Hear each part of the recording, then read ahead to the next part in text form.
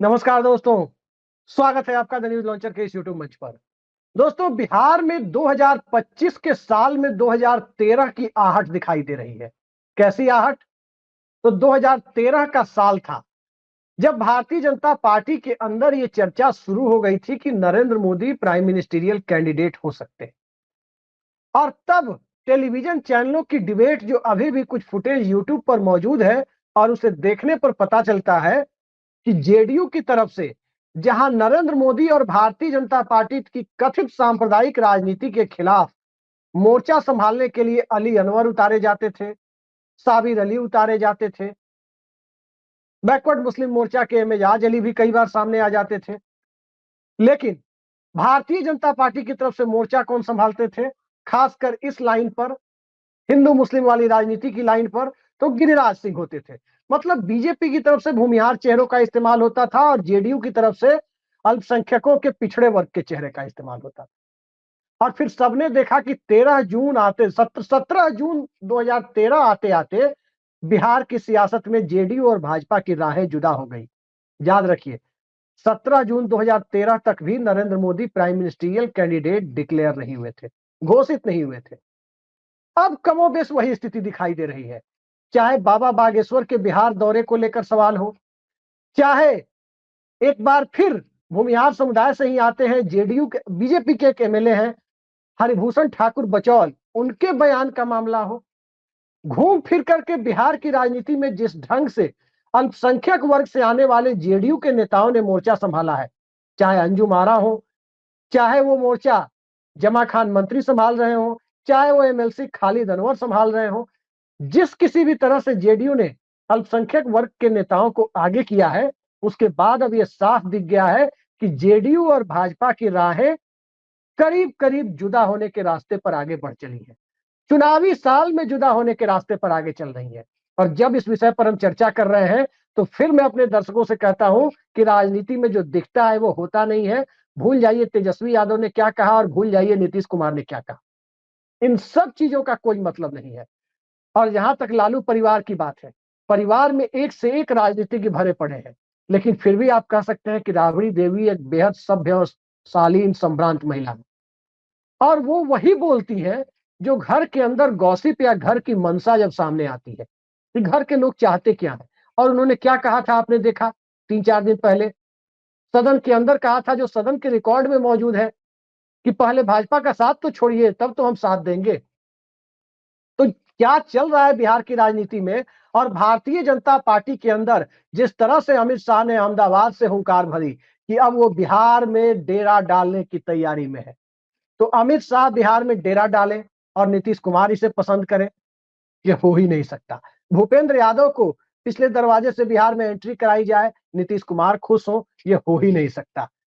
तो जो हो सकता है, और 2013 की स्थितियों में बीजेपी और जेडीयू आगे बढ़ रही है, तो इसके पीछे कौन सी राजनीति है, इसी पर चर्चा के लिए हमारे साथ मौजूद हैं वरिष्ठ पत्रकार और जाने माने राजनीतिक विश्लेषक ऋषि मिश्रा जी। ऋषि जी, बहुत बहुत स्वागत है आपका द नमस्कार। न्यूज लॉन्चर पर।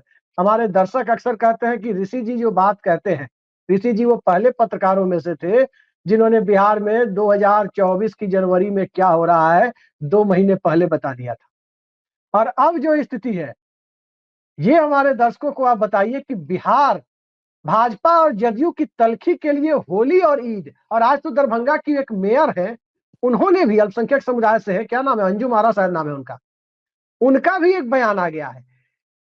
उनका भी बयान आ गया है कि 12 से 2 के बीच में प्रशासन को सार्वजनिक होली पर तत्काल प्रभाव से अस्थायी रोक लगाने जैसी बात उन्होंने कही है, ताकि नमाज की प्रक्रिया शांतिपूर्वक संपन्न हो सके। सवाल यह है कि जुमे के दिन होली पड़ना ये पहली बार नहीं है। पहले भी ऐसा होता था कि जुमे के दिन होली कई बार पड़ी है, कभी यह विवाद खड़ा नहीं होता था। इस बार जब यह विवाद खड़ा हो रहा है और जनता दल यूनाइटेड दबने के लिए तैयार नहीं है, बीजेपी दबने के लिए तैयार नहीं है, तो राजनीति में यह रिश्ता क्या कहलाता है, जरा हमारे दर्शकों को बताइए। देखिए, एक बात समझ लीजिए, हिंदुस्तान की आबो हवा और समाज ऐसी नहीं थी जी। जैसा तमाम डिबेट में, तमाम चर्चाओं में जिस प्रकार से हम लोग इन बातों को रख रहे हैं, समाज ऐसा है नहीं। आपने बिल्कुल सही कहा। पहले भी होली और रमजान क्या कहते हैं, आज जो शुक्रवार की जो नमाज होती है, कई बार ऐसा आया होगा कि जिस दिन होली है उस दिन शुक्रवार रहा 4-5 बार होगा। तो मुझे ही याद है अपने होशो हवास में। तो समाज ऐसा नहीं रहा है और होली जो है, ऐसा नहीं है कि होली सिर्फ हिंदू ही मनाते हैं, मुसलमान भी मनाते हैं। और ऐसा जी नहीं है कि रोजा जो है सिर्फ मुसलमान ही रखते हैं, हिंदू भी रखते हैं। ऐसा नहीं है कि हम तो कई ऐसे मुस्लिम परिवारों को देखा है जिन्होंने जो छठ पूजा जी करते हैं। तो हिंदुस्तान और खासकर बिहार का आबो हवा ऐसा नहीं रहा है अभिषेक जी। और खासकर तो कट्टरपंथी टाइप का जो लोग हैं बिहार में नहीं है। यहाँ ध्रुवीकरण की राजनीति उतना प्रभावी ढंग से कोई भी नेता या राजनेता पार्टी यदि चाहती है तो उस प्रकार से नहीं करा पाती है। यही कारण है कि बीजेपी तमाम राज्यों में जो उनका जो टेस्टेड फार्मूला है उसका इस्तेमाल करके सत्तासीन हुई है, लेकिन बिहार में अब तक असफल हुई है। इसका यही कारण है कि लोग सामाजिक रूप से सजग है, खासकर जब ऐसे पॉलिटिकल पार्टी जो धर्मों के आधार पर ध्रुवीकरण करवाना चाहते हैं। ऐसे लोगों को, ऐसे सोच वाले लोगों को, ऐसे पार्टी को बिहार की जनता ने करारा तमाचा समय समय पर मारा है। 2015 का चुनाव आपको याद है ना, शमशान वर्सेस जी कब्रिस्तान, जी ईद वर्सेस दिवाली, गाय वर्सेस बकरी, गोबर तक, सब गोबर तक कहाँ तक हमारे जो राजनेता है, नेता है, जी कहाँ तक चले नहीं गए थे। नो डाउट आपने बिल्कुल सही कहा। अब आपके सवाल पे आता हूं। 2013 में जिस प्रकार का माहौल था उसी प्रकार का एक प्रकार से माहौल बनता हुआ दिख रहा है। एक तरफ बचौल साहब है, बोलना क्या है, बोलते कुछ और हैं, शब्दों का उच्चारण उनका कैसा है कि हम क्या कहें, बोल भी नहीं सकते हैं। और इससे पहले भी जी खासकर धर्म को लेकर एक खास धर्म को टारगेट करके उन्होंने कई ऐसे बयान दिए। एक तरफ बीजेपी कहती है सबका साथ, सबका विकास, सबका विश्वास। यही विश्वास है आपका कि होली के दिन फन्ना धर्म के लोग ना निकले? अरे भाई, होली तो सब मिलजुल के मनाते हैं। जी होली में होली का सुप्रसिद्ध गाना नहीं है कि होली के दिन दिल मिल जाते हैं। जी यहाँ शोले दिल फिल्म। मिलाने की बात, यहाँ दिल मिलाने की बात होनी चाहिए, यहाँ दिल तोड़ने की बात हो रही है। शोले फिल्म में समाज इमाम साहब और उनके घर के लोग भी होली खेलते हैं, देखिए, देखे होंगे और इसी गाने यहाँ पर ये होली के। बचौल, यहाँ बचौल साहब है। अरे भाई, आपको मंत्री नहीं बनाया तो आप क्यों बेचैन हो गए? जी और देखिए, बचौल टाइप के जो नेता हैं वो जानते हैं कि इसी फार्मूला के सहारे बहुत से नेता बीजेपी में फर्श से अर्श पे पहुंचे हैं। उसमें सबसे बड़ा नाम तो खुद नरेंद्र मोदी जी का है। योगी आदित्यनाथ में आप क्या क्वालिटी है? क्योंकि वो ध्रुवीकरण करने में एक्सपर्ट है। ऐसा बयान देते हैं कि माहौल गरमा देते हैं। अच्छा सुनिए, ऐसा वैसा तो नहीं है कि ध्रुवीकरण की चर्चा के बीच में हम थोड़ा सा लाइटर मोड में आना चाहते हैं, क्योंकि बिहार के समाज में ध्रुवीकरण नहीं चलता है। और एक मीडिया पर्सन के नाते हमारा एक कोशिश है। ऋषि जी, लाइटर मोड में एक सवाल है। मटन इस बार 100 रुपए फिर महंगा हो जाएगा होली में। हर होली में 100 रुपए बढ़ हो ही जाता है जाएगा, वजह। हो हो ही जाएगा ना? जाता है। सुबह कितने बजे से लाइन अरे लगते हैं भाई, आप? अरे भैया, हमारे यहाँ हमारे बीच वाले जो भाई हैं 3 बजे सुबह में जाते हैं मटन लाने। और यदि 3 बजे 4 बजे हो गया तो पापा हमारे कहते हैं कि शुद्ध मटन नहीं मिला होगा। तो इतना मतलब मटन का डिमांड है। 3 बजे सुबह उठ कर आपको जाना पड़ता है मटन लाने। तो समझ लीजिए। तो जो तो कुरैशी भाई लोग हैं जो बिहार, मटन बेचते हैं, कुरैशी भाई लोग हैं मटन बेचते हैं, उनको भी पता है कि किस तरह से हिंदू रीति रिवाजों पर उनका भी फायदा होता है। हमारा आपका किस प्रकार से एक सामाजिक संबंध है और हम लोग खरीदने उन्हीं के देखिए, पास जाते हैं। और कभी भी पहली चीज। बिहार का ये मिजाज नहीं रहा है भाई साहब। कभी भी बिहार का ये मिजाज नहीं रहा है। हिंदू मुस्लिम ये सब मिजाज नहीं रहा है। सब मिलजुल के रहते हैं। सब एक दूसरे के तीज त्योहार में, पर्व में आते जाते हैं। हम उनके यहाँ जाते हैं, वो हमारे यहाँ आते हैं। सब अपने हैं। हिंदुस्तान वो बिल्कुल सही कहा गुलिस्ता है आपने। जहाँ इसीलिए मैंने मटन की बात की ना। ऋषि हिंदुस्तान जी, वो गुलिस्ता है। अब हम किसी मुस्लिम दोस्त के यहाँ जाते हैं तो हम ये नहीं अरे पूछते हैं बकरीद कि में ये देखिए, मीट ईद में देखिए। मैं वही कह रहा हूँ। मैं नहीं पूछता हूँ कि ये मीट झटका का है या हलाल का है, या हमारे यहाँ बहुत से मुस्लिम परिवार आते हैं, हमारे मित्र आते हैं, तो ये नहीं पूछते हैं रंग हिंदू का है या मुसलमान का है, वो नहीं, रंग आप वैसा ही खेलते आप हैं, होली की बात कर रहे गुलाल हैं, मैं ऐसा बता ही दूं। गो मैं कंप्लीट कर लूं, गोली हम्म, गुलाल ऐसे ही उड़ाते हैं जैसे उसी उल्लास खुशी से गुलाल और रंग लगाते हैं जैसे कोई हिंदू परिवार होली मनाता है। ऋषि जी, तो मेरी ये भी कोशिश माहौल है नहीं रहा है कि हमारे होली यहाँ। के दिन जी। मेरी भी कोशिश है कि होली के दिन मैं बिहार में अपने गांव पर पहुंच जाऊं, घर पर। पूरी कोशिश है मेरी। और होली के दिन मैं घर पे रहता हूं तो क्या करता हूं बता देता हूं। सुबह से मटन लाने तो जाएंगे ही, मैं ही जाऊंगा। और उसके बाद वहीं पर बैठ के जो मटन बेचने वाले जो कुरैशी भाई है, उनका परिवार है, वहीं पर, चूंकि वो कहते हैं कि नहीं बउआ थोड़ा रुकिए, चाय बन के घर से आएगी, चाय पियेंगे उनके घर पर, तब तक मटन वगैरह तैयार होगा। और फिर उसके बाद अलग से चूस्ता, तिलवा, कलेजी ये सब लेकर के आधा किलो वो खरीदेंगे। मटन के अलावा वो अलग से फ्राई करके सुबह में पुआ पूड़ी के साथ चलेगा। तो आप समझिए कि किस तरह का सामाजिक सलाहियत है जिसको बिहार के लोग मेंटेन करते हैं। तो दिल्ली में मटन तो मिल जाता है, लेकिन ये चूस्ता, तिलवा, कलेजी वगैरह नहीं मिल पाता है आसानी से। कौन जाएगा यहाँ झगड़ा करने? वहां तो आप हक से जा करके, सब कह रहे बउआ है, पत्रकार है, दिल्ली से आए हैं, तो इनको अलग से पहले जो है इनका सामान निकाल करके अलग से रखो, आधा किलो वो पहले ही, इसमें कोई इधर उधर नहीं करेगा। तो ये जो है, ये जो सामाजिक जो ताना बाना है, इसको बचौल तचौल नहीं तोड़ पाएंगे, ये तो क्लियर है। अब ये बताइए कि राजनीतिक 2000। जी। जी। ये राजनीतिक अब बयान है, और हम्म, मैं आपको बता दूं, नीतीश कुमार हम्म, इस मिजाज के लिए जाने जाते हैं। नीतीश कुमार हम्म, ऐसे बयानों से और ऐसे ऐसे नेताओं से परहेज करते हैं, हम्म, और चर्चा ये है कि नीतीश कुमार काफी नाराज हैं, हम्म, और उन्होंने बीजेपी के सामने यह स्पष्ट कहा है कि ऐसे नेताओं पे आप प्रतिबंध लगाइए, हम्म, ऐसे नेताओं को, ऐसे बयानवीर को आप कंट्रोल कीजिए। हम्म। आज ही देखिए, तो आप कल कल परसों की हम्म बात है, कन्हैया भेलारी जी से बात हो रही थी, तो कह रहे थे, बिहार के वरिष्ठ पत्रकार हैं, कि करिया खसी कहले बानी 8 से 10 किलो के, करिया खसी मतलब काली खसी का, बकरे का मीट जो होता है, 8 से 10 किलो का जो बधिया बकरा होता है काले, वो बोलते हैं इसका मीट बड़ा टेस्टी होता है। अब वो करिया खसी ढूंढने के लिए दिल्ली से बढ़िया है कि चलिए, फ्लाइट का टिकट बढ़ गया, लेकिन फिर भी हम लगे हुए हैं कि जल्दी जाए घर पर। अब सवाल ये उठता है ऋषि जी, कि जिस बिहार में सामाजिकता इतनी मजबूत हो, वहां ये जुमे की नमाज और होली के बीच में विवाद पैदा करने की कोशिश, आपको लगता है कि कोई कुछ भी कर ले कामयाब हो पाएगी? मुझे तो नहीं लगता है। देखिए देखिए देखिए, इसके पीछे के जो खेल है उसको समझने की जरूरत है। बीजेपी हम्म, को ऐसा लगता है कि वो उनका जो टेस्टेड फार्मूला है, सांस्कृतिक राष्ट्रवाद, हिंदुत्व, उसको उसको उसको उसका पिच तैयार करके वो अपने बलबूते चुनावी फतह हम्म, बिहार में करना चाहते हैं, और उसकी भूमिका तैयार एक तरह से किया जा रहा है। मैंने शुरू में ही बताया कि मोहन भागवत बिहार आते हैं तो वो बिहार के किसी और हिस्से में न जाके सीमांचल जाते हैं, और जी। सीमांचल का इक्वेशन क्या है आप जानते हैं। हम्म, उसके बाद बचौल जैसे नेता बयान देते हैं, उससे पहले आपने गिरिराज सिंह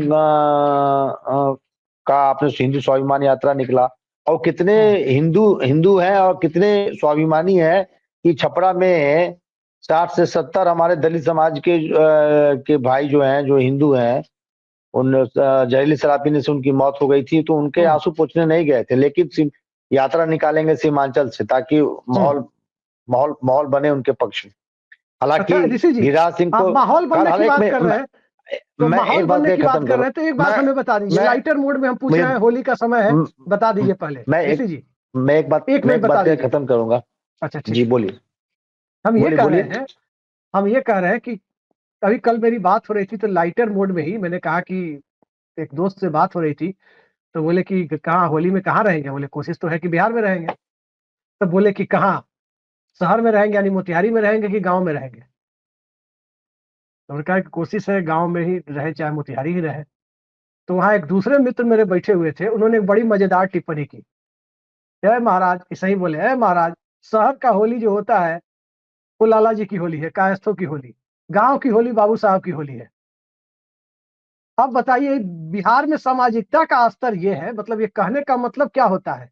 एक सामाजिक ताना बाना जो है, कि परिवेश के साथ जुड़ा हुआ होली कौन सा होता है, उसको कौन सा समुदाय किस रूप में एंजॉय करता है, कहने के पीछे का मकसद ये होता है कि शहर की होली मतलब कायस्थों की होली। और गांव की होली मतलब दूसरे संभ्रांत लोग जो सामाजिक तौर पर किसी भी समुदाय के हैं, बाबू साहब कहने का मतलब एक जाति विशेष ही नहीं, मतलब जो भी थोड़ा सामाजिक रूप से संपन्न तबका है, उनकी होली को कहा जाता है कि वो गांव समाज की उनकी होली है।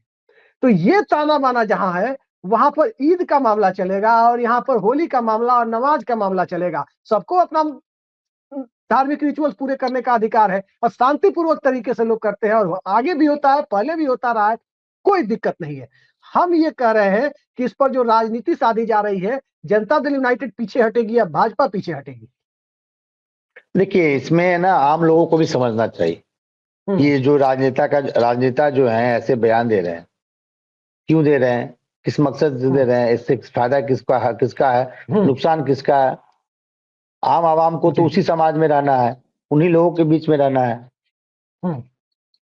यदि कोई समस्या आएगा तो वही पड़ोसी आपका काम आएगा। ये गिरिराज सिंह और ये अचोल बचोल जो हैं वो तो काम आएंगे नहीं, या उधर के ही कुछ नेता असुद्दीन ओवैसी तो काम आएंगे नहीं। आएंगे तो आपके पड़ोसी ही। तो ये समझना चाहिए, आम लोगों को भी समझना चाहिए।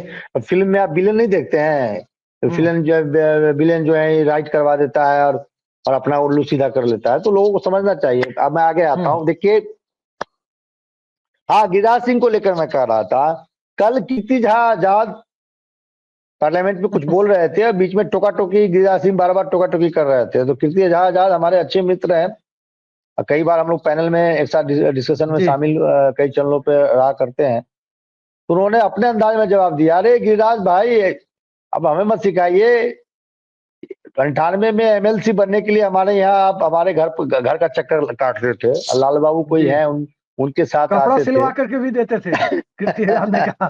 तो कीर्ति आजाद ने अपने अंदाज में बहुत अच्छा जवाब दिया गिरिराज सिंह को कि भाई एमएलसी बन। और नो डाउट आप उस जमाने में देखिए, भाजपा में चाहे शत्रुघ्न सिन्हा हो या कीर्ति झा आजाद हो, ये स्टार प्रचारक रहे होंगे। भाई 1984 में वर्ल्ड कप जो टीम जीती थी उसके वो सदस्य थे, कितने पॉपुलर रहे होंगे, तो कहने की जरूरत नहीं है। देखिए, ऐसे बयानों से जेडीयू अपने आप को अनकंफर्ट महसूस कर रही है और बीजेपी ये चाहती है कि अपने बनाए गए पिच पे चुनावी बिसात को बिछाया जाए, उसी हिसाब से गोटियां सेट किया जाए। और आपने शुरू में अपने इंट्रो में कहा कि अमित शाह ने कल गुजरात में कहा है, मिथिला समारोह में कहा है, शाश्वत मिथिला समारोह में कहा है कि अब पूरा मतलब वो बिहार में समय देंगे, मतलब पूरा टीम अब मतलब उनका जितने लेफ्टिनेंट है, उनके कैप्टन है, सब मिलके वो वहां बिहार में या फोकस करेंगे। इसका क्या तात्पर्य है? और मैं एक बात आपको और बहुत बताता हूं, एक तरफ मिथिला और मैथिली भाषा को लेकर या मिथिलांचल को फोकस करके गुजरात में प्रोग्राम होता है, दूसरी तरफ भोजपुरी को टारगेट करते हुए प्रधानमंत्री मॉरिशस में भोजपुरी में संबोधन करते हैं, भोजपुरी में ट्वीट करते हैं। और दो बड़े भाषीय क्षेत्र को टारगेट करते हुए बीजेपी, अब टाइमिंग देखिए, एक तरफ मॉरिशस में प्रधानमंत्री, दूसरी तरफ अमित शाह गुजरात में, और क्या क्या कहते हैं, मां सीता का जो जानकी मंदिर है उसको बनवाएंगे अयोध्या के बाद। तो पूरा माहौल तैयार किया जा रहा है और बीजेपी इस बार, मैं आपको दावे के साथ कह देता हूं, आज नोट कर लीजिए, फिर कहिएगा ऋषि मिश्रा ने कहा था मार्च 2025 में, बीजेपी किसी भी शर्त पे नीतीश कुमार को एनडीए का चेहरा नहीं बनाने जा रही है। और बीजेपी किसी भी शर्त पे, मैं आगे बताऊंगा ना, बीजेपी किसी भी शर्त पे नीतीश कुमार को मुख्यमंत्री चेहरा घोषित नहीं करने जा रही है। बीजेपी अपने शर्तों पे इस बार चुनाव लड़ेगी। अब नीतीश कुमार को निर्णय लेना है, क्या नीतीश कुमार पहले जैसे मजबूत है या नीतीश कुमार कमजोर हुए हैं। यदि नीतीश कुमार बीजेपी के शर्तों पर चलते हैं तो इसका स्पष्ट हो जाएगा कि जेडीयू और नीतीश कुमार अपने पॉपुलैरिटी के ढलान पे हैं। यदि नीतीश कुमार स्टैंड करते हैं कि भाई मैं ही चेहरा गठबंधन का रहूंगा, और इस पे वो कोई डिसीजन लेते हैं, तब ये माना जाएगा कि नहीं, नीतीश कुमार जो है अभी भी उनमें दमखम बचा हुआ है। यदि आप बीजेपी के पास सरेंडर कर जाते हैं तो मतलब क्या क्या अर्थ है। और बीजेपी तो ये देख ही रही है कि कुछ जेडीयू के नेता को तोड़ के उनको कॉन्फिडेंस में लेके पार्टी को तहस नहस कर दे, ताकि ऐसी जरूरत नहीं पड़े। मैं आपको एक एग्जाम्पल देता हूं, आप संतुष्ट हो जाइएगा। एकनाथ शिंदे, क्या स्थिति है एकनाथ शिंदे का जी। आसाम के प्रफुल्ल कुमार महंता के बारे में क्या कहा जाता था। किसी को राजनीति का ककारा सीखना हो तो प्रफुल्ल कुमार महंता के पास लोग जाते थे। यूनिवर्सिटी हॉस्टल से मुख्यमंत्री पद की शपथ लेने पहुंचे थे। एक रिवॉल्यूशन थी असम गण परिषद। प्रफुल्ल कुमार महंता के पार्टी के पास कितने सांसद है? एक सांसद है। क्या स्थिति कर दी बीजेपी ने। इसी तरह प्रकाश सिंह बादल और उनके बेटे सुखबीर सिंह बादल कहाँ है? तीसरे नंबर की पार्टी है पंजाब में, तीसरे या चौथे नंबर की पार्टी है पंजाब में। चौटाला के पार्टी और परिवार दोनों टूटा। चौटाला देख लीजिए, कहीं के नहीं बना है चौटाला। उड़ीसा में नवीन पटनायक कभी इधर कभी उधर, कभी इधर उधर, तो उधर ही कर दिए, साफ ही कर दिए। 2016-17 में तो यूपी में भी चाचा भतीजे में दरार डाल दी गई थी, आपने देखा। और 16-17 में शिवपाल यादव को मैनेज करने के लिए क्या क्या ऑफर नहीं दिया गया। तो ये बीजेपी है और नीतीश कुमार इस बात को समझते हैं। अब नीतीश कुमार को निर्णय लेना है या इधर रहना है या उधर जाना है, करना क्या है। जी,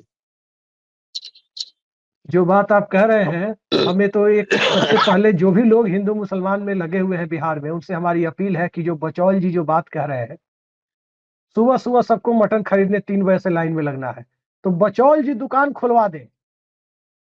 हिंदू लोगों की दुकान बचौल जी खुलवा दे, उन्हीं के यहाँ से जाकर के लोग मटन लेकर के आएगा, तभी जाके बिहार में बचौल जी की राजनीति कामयाब होगी। नहीं तो बिहार में बचौल जी की राजनीति कामयाब नहीं होगी। पहले मैं आपको बता देता हूं कि सुबह प्रबल प्रताप शाही किसान नेता हैं, हमारे मित्र हैं, वो क्या कहते हैं, और उनकी बात अब सही लग रही है कि भारतीय जनता पार्टी अगर बिहार में सत्ता में आ गई तो मांस मछली खाना भी बैन हो सकता है। और ये मलाह भाई लोग जो है हमारे, ये लोग जो बने हुए हैं आजकल नया नया चुनावी हिंदुत्व उन पर भी चढ़ा हुआ है, मछली खाने वाला नहीं मिलेगा, बेचेंगे कहां से। ये स्थिति जो परवल जी कहते थे तो हम हंस देते थे, लेकिन अभी बताइए होली के दिन ये विवाद खड़ा करने का क्या मतलब है। कहाँ जाएंगे लोग मटन खरीदने, किसके यहाँ जाएंगे? मुस्लिम भाई लोगों के यहाँ जाएंगे। बचौल जी दुकान खोलेंगे, बचौल जी के कार्यकर्ता गली गली में जाके दुकान खोलेंगे करिया खसी का। ये फालतू की बात फालतू बना रहे हैं लोग। देखिए नहीं, प्रैक्टिकल बातें करनी चाहिए।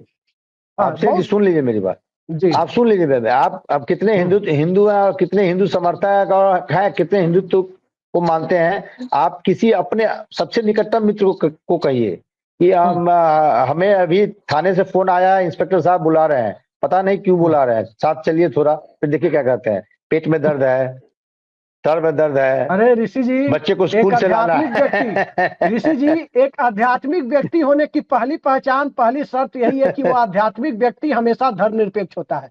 बिना धर्मनिरपेक्ष बने हुए कोई स्पिरिचुअल नहीं हो सकता, ये पहली शर्त है।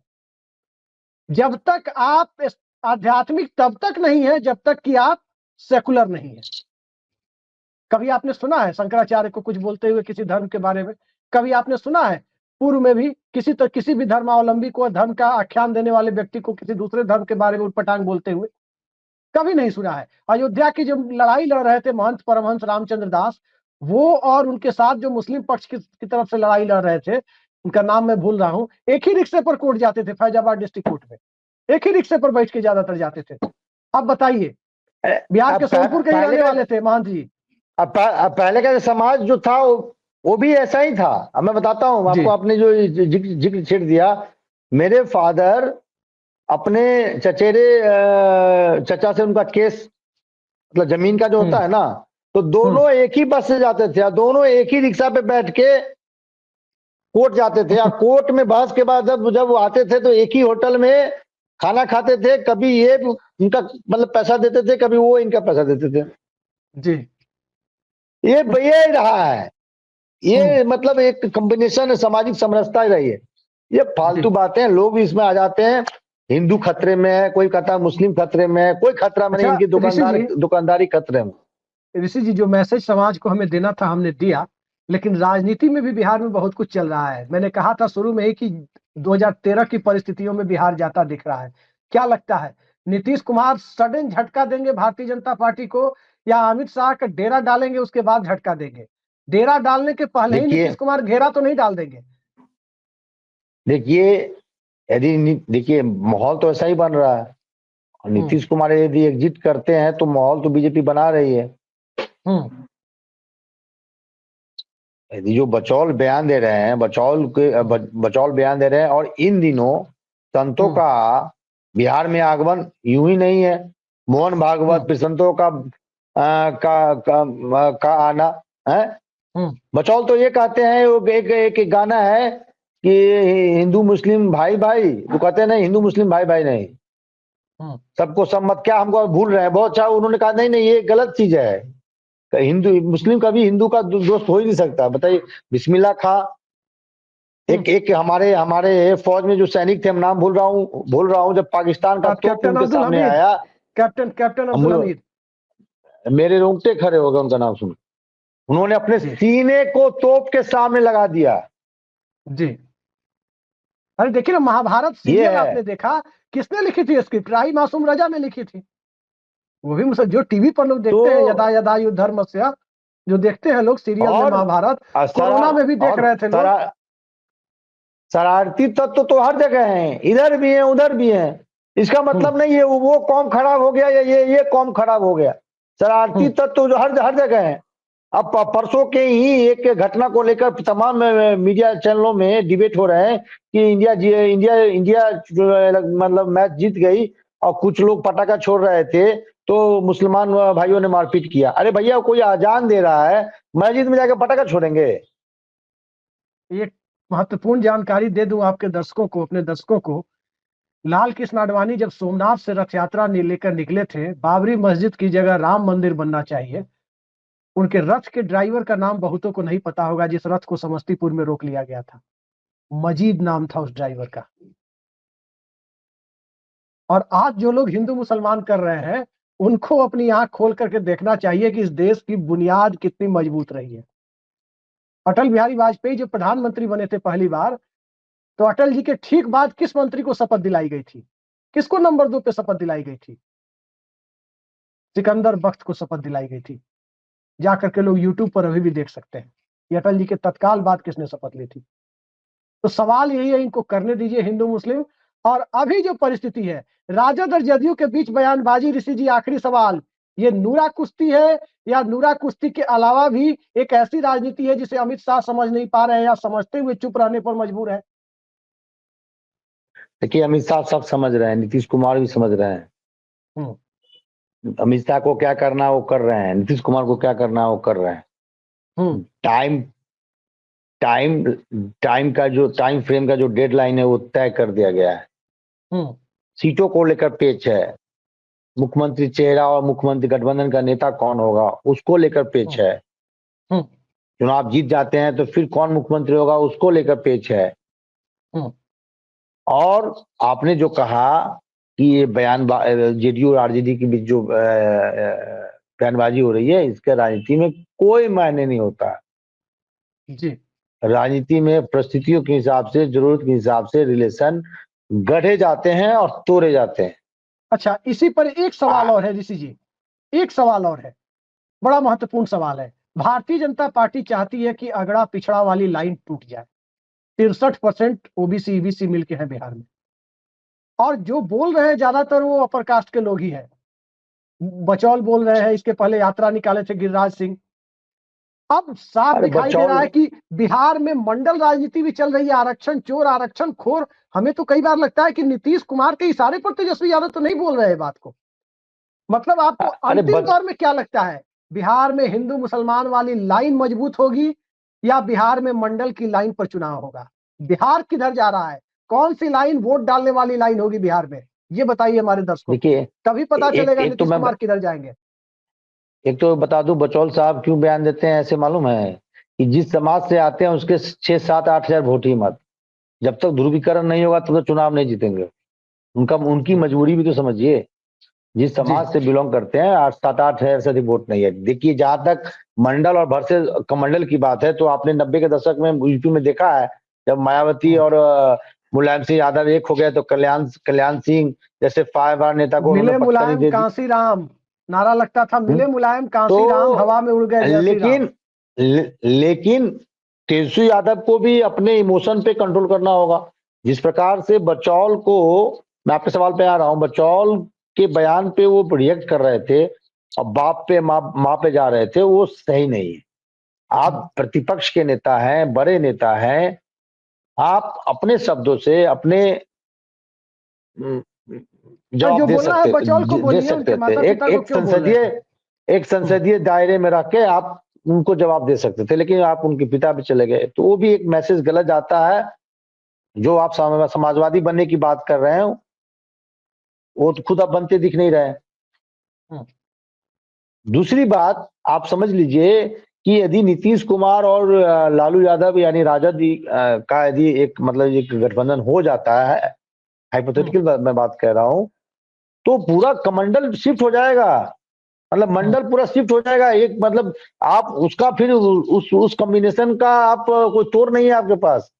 और बीजेपी इसी इसी इसी पिच पे आके बीजेपी को बेचैनी होता है, जिस पिच को तैयार करने में राहुल गांधी इन दिनों लगे हुए हैं, या यूपी में अखिलेश यादव लगे हुए हैं। जैसे ही आप मंडल के पिच पे आएंगे तो कमंडल वाले को परेशानी होने लगती है ना जी। पिछड़े अति पिछड़े यदि एक हो जाए, दलित महादलित एक हो जाए, तब ना मोदी जी कहते हैं नहीं भैया 4 वर्ग है, युवा महिला क्या क्या वो बता देते हैं। जातीय जनगणना को नहीं कराना है तो कहते हैं हिंदुस्तान में 4 वर्ग है जी। और जातीय जनगणना वाले मुद्दे को तेजस्वी यादव जैसे जैसे धार देंगे वैसे वैसे बीजेपी की परेशानी बढ़ेगी, और जेडीयू यदि बीजेपी के साथ रहती है तो जेडीयू की भी परेशानी बढ़ेगी। और जेडीयू की समझने की जरूरत है, जो इस प्रकार का बयान आप बीजेपी की तरफ से आ रहा है उसका नुकसान आपको सीमांचल में होगा, जहां पसमानदा मुसलमान वोट करते हैं। और वहां हो सीटें सकता है मिलती है दलित जेडीयू का को। हो सकता है दलित का एक वर्ग आपसे छिटक जाए। बिल्कुल बिल्कुल, आपने और सही कहा। बीजेपी का रिजर्वेशन को लेकर, जातीय जनगणना को लेकर क्या स्टैंड रहा करने की जरूरत नहीं है। जी। तो अभी ये तो बात नीतीश जनगणना का कुमार को भी आदेश अगर समझना होगा। जारी हो जाए और और जाति जनगणना न हो तो देखिए, बीजेपी ऐसे ही हार और जाएगी, बिहार यूपी सब। अब बचौल या जो शास्त्री जी क्या नाम है, वो जो पर्ची निकालते हैं, उनको तो संत मैं मानता नहीं हूँ।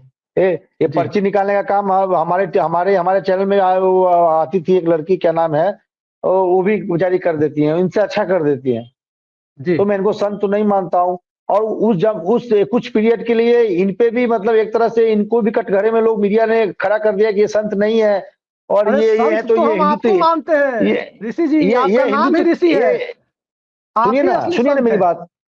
जब मीडिया ने इनको कहा ये संत नहीं है, तो ये एक प्रकार का कला है। तो वो हिंदुत्व के लाइन पे चले गए कि हिंदुस्तान को, भारत को हिंदू राष्ट्र बनाना है। अरे भैया चालाकी मत कीजिए, ये चालाकी मत कीजिए, लोगों को बेवकूफ मत बनाइए।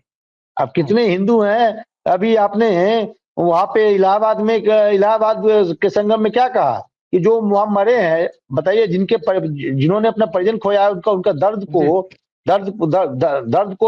पे मलहम लगाने के बदले आप नमक छिड़क रहे थे, कह रहे थे उनको स्वर्ग मिला है, वो मतलब मरे नहीं है क्या, कौन सा शब्द कह रहे थे अभिषेक जी, क्या कह रहे थे मोक्ष मिला कि मतलब मोक्ष मिला है, बताइए। चलिए ऐसा मोक्ष आपको भी दे देते हैं। हमारे यहाँ गंडक है, मुजफ्फरपुर में गंडक है, खारा घाट पर से आपको मोक्ष दे देते हैं, पुल पर से। फालतू की बातें। फालतू की बातें। आजकल बिहार में एक चीज है, मैं एक दिन कपिल शर्मा का शो देख रहा था, वो कह रहे हैं क्या, वो अपनी पत्नी को कह रहे हैं जो ऑडियंस में बैठी हुई है कि घर में मुझे फालतू बातें करने नहीं देती और यहाँ फालतू बातें करने के पैसे मिलते हैं। अब लगता है कि वही और फॉर्मूला लोगों ने अपना लिया है। पुलिस विभाग के कई कर्मचारियों ने हमें फोन किया था कि सर हम लोगों पे आपका ध्यान नहीं है, तो हम बोले क्या बताइए। सर हम लोगों को छुट्टी नहीं मिलता है होली में, ना हम लोगों को संडे का छुट्टी होता है। तो मैं तो ये सरकार से निवेदन करूंगा कि हमारे पुलिस विभाग के तमाम जो साथी हैं, जो अपना तन मन धन से हम लोगों के सेवा में लगे होते हैं, आम आवाम की सुरक्षा में लगे होते हैं, तो उन्हें भी एक ऐसा क्राइटेरिया बनाया जाए ऐसा एक मतलब फॉर्मूला तैयार किया जाए जिसमें इन लोगों को भी छुट्टी मिले। भाई इनके भी परिवार हैं, इनके भी बाल बच्चे हैं, इनके भी माँ बहन है, तो इनको भी पर्व में अपने परिवार के साथ रहने का ऐसा कुछ सिस्टम बने कि लॉ एंड ऑर्डर भी मेंटेन रहे, लोगों की सुरक्षा भी हो नहीं देखिए और ऋषि जी, मुझे लगता है कि बचौल लोग जी और छुट्टियां भी मना गिरिराज जी सके की जी। नजर में पुलिस वाले हिंदू नहीं होंगे, इसीलिए उनकी मांग वो नहीं उठाते होंगे। नहीं तो हिंदू होते तो जरूर उठाते। अगर पुलिस वाले हिंदू होते, उन्हें भी छुट्टी हम्म। समय समय पर मिलनी चाहिए, उसमें भी एक पूल बनना नहीं चाहिए, नहीं जिस पूल को ड्यूटी कभी दी जाए, इस पर्व मैं में तो कभी उस पर्व में, और मैं तो किसी ये न किसी पर्व कहूंगा में छुट्टी कि दी जाए पुलिस जी। बेहतर पुलिसिंग के लिए पुलिस विभाग में भर्तियां निकालने की जरूरत है। आप समझ जाइए इन लोगों को टेंशन कितना होता है, 24 घंटे काम करने की जरूरत है। अब थाना प्रभारी जी है या कोई एसआई है, उसको 2 बजे आते फोन आ गया कि यहाँ क्राइम हुआ है, बेचारा सोया हुआ है, उसको जाना पड़ेगा। तो ऐसा जी वैकल्पिक व्यवस्था बनाइए कि लॉ एंड ऑर्डर भी मेंटेन हो और वो भी अपने परिवार के साथ सुख मतलब सुख सुकून से कुछ समय व्यतीत कर सके और जो जी। मानसिक तनाव है वो कम हो सके। तो ये मेरा अपील है माननीय मुख्यमंत्री नीतीश कुमार जी से और तमाम राज्यों के मुख्यमंत्री से और प्रधानमंत्री से जी। अब आप अपील तो कर दिए, लेकिन कौन ठीक है कहीं आपकी अपील के बाद मुख्यमंत्री जी कहें कि अरे भाई, पुलिस वाले लोग 2004 के पहले वर्दी पहनते थे जी, हम ही ना आए तो वर्दी पहन रहे हैं। कोई ठिकाना नहीं है भाई, बड़ा रिस्क है कहने में। इसलिए आगे आगे देखिए, बचौल जी की जुबान अलग तरीके से लड़खड़ा रही है, मुख्यमंत्री जी की जुबान अलग तरीके से लड़खड़ा रही है, तेजस्वी जी की जुबान अलग तरीके से लड़खड़ा रही है। सब तो लड़खड़ा ही रहे हैं कहीं ना कहीं। दिक्कत यह है कि लड़खड़ाने वाले लोगों के बीच में जो ठीक ठाक बात बोल रहे हैं, ठीक है, हम असहमत हो सकते हैं उनकी राजनीति से, उनकी राजनीति के तौर तरीके से, उनकी फंडिंग के बारे में कोई सोर्स क्लियर नहीं है, उस पर हम सवाल उठा सकते हैं। लेकिन मुद्दे जो प्रशांत किशोर उठा रहे हैं कि लालू यादव सबसे अच्छे पिता है, अपने बच्चे का बहुत ख्याल रखते हैं, पूरी चिंता में रहते हैं कैसे बने मुख्यमंत्री। नीतीश जी भी इतनी कोशिश में लगे रहते हैं कि भाई कैसे मुख्यमंत्री वो बने रहे, ये कोशिश वो करते रहते हैं। रामविलास पासवान जी जाने के पहले अपने बेटे को एडजस्ट कर दिए, बढ़िया प्लेसमेंट उन्हें दिलाया। आईआईटी और आईआईएम भी नहीं दिला सकता उतना बढ़िया प्लेसमेंट, जितना बढ़िया प्लेसमेंट रामविलास पासवान ने दिया। मजाक नहीं कर रहा मैं, आईआईटी और आईआईएम अहमदाबाद नहीं दिला सकता उतना बढ़िया प्लेसमेंट। जीतन राम काश मांझी मेरे जी भी अपने पिता बेटे को प्लेसमेंट दिला दिए। काश मेरे भी पिता रामविलास होते, काश मेरे अब पिता भी जीताराम मांझी होते। अब वही चीज है। अब जो सवाल प्रशांत किशोर उठा रहे हैं, सवाल तो वाजिब है, लेकिन दिक्कत ये है कि उनकी राजनीति का कोई ठौर ठिकाना नहीं है और बिहार में उनको कोई खास समर्थन भी नहीं मिल रहा है। वोट काटने से आगे की स्थिति में वो है नहीं। लेकिन फिलहाल वोट पर चोट यदि सांप्रदायिक तरीके से बिहार में करने की कोशिश हो रही है, वो खेल बुरी तरह से विफल होगा, इसका पूरा अंदेशा है। पहले भी बिहार के लोगों ने विफल किया है। देखते जाइए आगे आगे क्या होता है। नीतीश कुमार का रास्ता बीजेपी के साथ बहुत लंबा चलने वाला, गारंटी के साथ मैं कह रहा हूं कि नहीं है। किस दिन ये रिश्ता टूटेगा ये नहीं कह सकते, लेकिन रिश्ता टूटेगा तो 2025 के साल में ही टूटेगा, ये तय है। भारतीय जनता पार्टी का रवैया, वो अपने रवैये से बाज नहीं आएगी। नीतीश कुमार अपनी आकांक्षा से पीछे नहीं हटेंगे। राष्ट्रीय जनता दल अपने कमिटमेंट से कि भारतीय जनता पार्टी ऐसे कैसे बिहार में सरकार बना लेगी, हम लोग नहीं है क्या, उससे पीछे नहीं हटेगी। और इन सब से इतर बिहार जीतते ही भारतीय जनता पार्टी के हाथ में पूरा देश 15-20 साल के लिए लॉक हो जाएगा, ये आशंका सभी विपक्षी दलों की है। तो आप अंदाजा लगा सकते हैं कि नीतीश कुमार का अगला राजनीतिक कदम क्या होने वाला है। बहुत बहुत धन्यवाद ऋषि जी, जो आपने चर्चा की, सामाजिक चर्चा भी, सांप्रदायिक सौहार्द की भी हमारे चैनल से अपील की, और जो एक पत्रकार के तौर पर जो एक सामाजिक कार्यकर्ता वाली भूमिका होती है उसको निभाया, इसके लिए अलग से आपको धन्यवाद। नमस्कार।